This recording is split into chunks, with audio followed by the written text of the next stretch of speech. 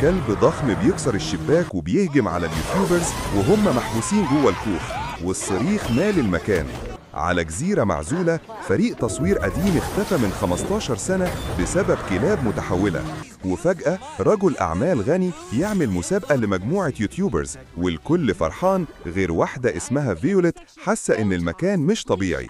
بالليل فيوليت تسمع صوت جرو تعبان، تقرب منه وفجأة كلاب ضخمة تطاردها، ومن هنا تبدأ الكارثة.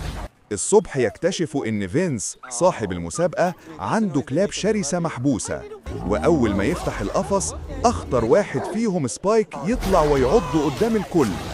اليوتيوبرز يجروا للكوخ، بس سبايك يكسر الشباك ويدخل عليهم ويبدأ يحول المكان لساحة حرب.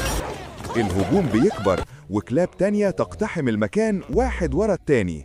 الليلة دي بتتحول لسباق نجاة.